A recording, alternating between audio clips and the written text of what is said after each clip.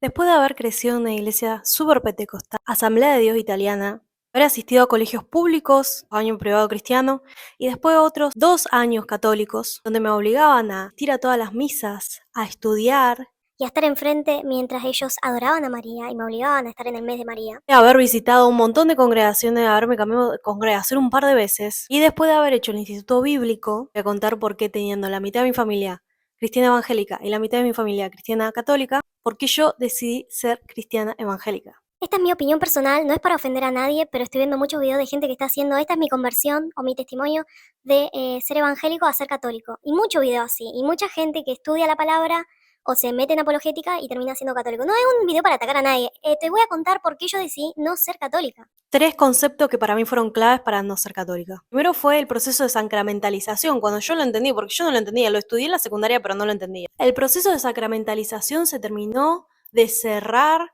el año 452 de Cristo con Gregorio I o Gregorio el Magno. En él se termina de consolidar el proceso de sacramentalización, lo que hace falta para completar el sacrificio de Cristo que no estaba terminado. Comenzó a pasar más o menos entre el siglo V y el siglo VI, debido a la invasión de los bárbaros en Roma. Universal. Ustedes empiezan a estudiar la historia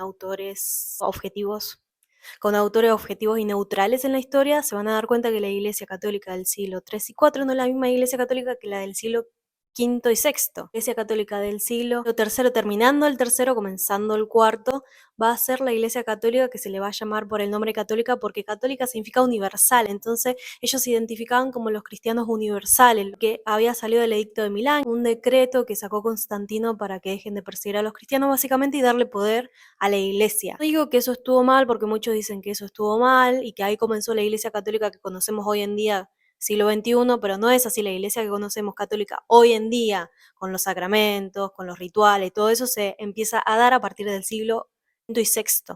Pero en el siglo III y IV no es la misma iglesia católica porque no se terminó de consolidar el proceso de sacramentalización, el tema de la línea del papado, todo eso todavía no estaba muy fijo. En 213, que se consolida el Edicto de Milán, no había sacramentos más que el de la Santa Cena o Eucaristía, que eso fue lo que conservó la Iglesia Católica, el nombre Eucaristía, y el del bautismo, no bautismo de infantes, sino el bautismo por conciencia adulta. ¿Cómo sabemos esto? Porque el bautismo viene de un ritual judío. Que tiene otro nombre. Si quieren lo explicamos después, ese tema del bautismo, de dónde viene el bautismo y por qué Jesús no lo explicó, porque ya era normal en esa época. 100 años después esto, van a empezar a cambiar ciertas cositas, se van a ajustar, se van a agregar otro y va a empezar a existir la Iglesia Católica que conocemos hasta el día de hoy, que después en el siglo 1000 más o menos se separa de la ortodoxa, la ortodoxa se separa de la católica. Y número 3 y último por ahora es la autoridad. Bueno, muchos influencers y mucha gente que repite por ahí cosas dice que no hay autoridad adentro de la Iglesia evangélica. Hay orden y autoridad por todos estos movimientos pentecostales y neopentecostales. Surgieron a partir de movimientos como el de la lluvia tardía, que era un avivamiento, bueno, después podemos explicar ese tema también.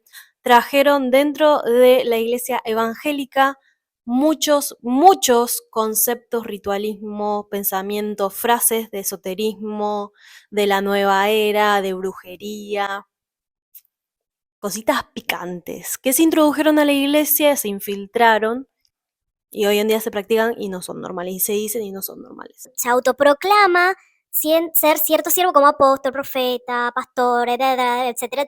Pero déjame decirte una cosa, amiguito, amiguita que está del otro lado, sí hay un orden dentro de la iglesia evangélica y no hay solo un orden, hay 3 órdenes o tipos de organización. Dentro de la iglesia evangélica hay algo que se llama fichero de culto, que es algo que da un reconocimiento legal de que están avalados por una organización que se llama Acera, que Acera es como un amparo para todas las religiones que no son católicas.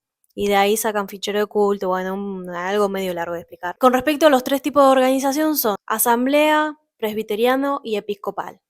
Que después lo podemos ampliar porque este video ya está quedando un montón y ya está quedando re largo y ya me estoy poniendo nerviosa. No, una persona quiere ser pastora, tiene que pedir a esta organización, en este caso Acera, si lo quieren buscar, está en Instagram.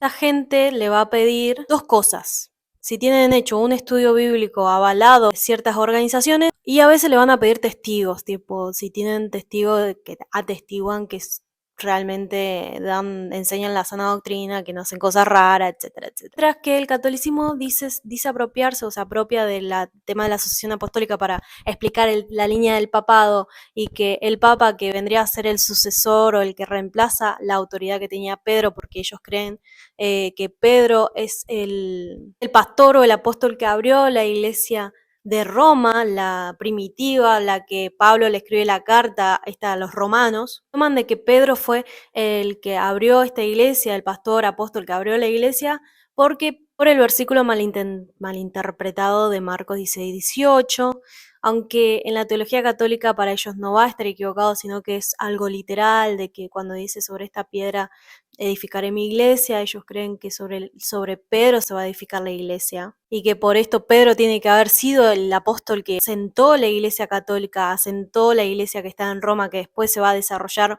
5 o 6 siglos después como la iglesia católica. Sabemos que desde una lectura lingüística y viendo después toda la narrativa de la Biblia se lo menciona a Jesucristo como la roca, como la piedra angular, o sea, hay muchas referencias a Jesucristo como la roca.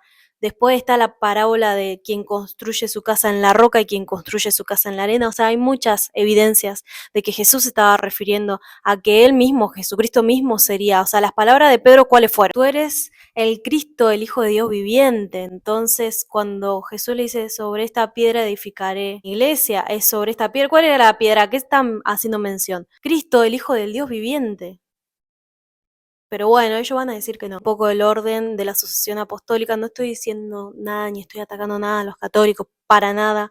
Agregó el papado a raíz de la crisis de los bárbaros que enfrentaron entre el siglo IV y el siglo VI. Falta del emperador fue que asumió la persona que estaba como obispo en Roma por la sucesión apostólica que dejaron los apóstoles, y asumió el cargo que tenía el emperador en ese momento, que era sumo pontífice, el puesto más alto, se nombró como misma cabeza de la iglesia por encima del obispo cuando dio el edicto de Milán. Pero bueno, todo esto lo tendríamos que ver en una clase de historia eclesiástica o en un video mucho más largo.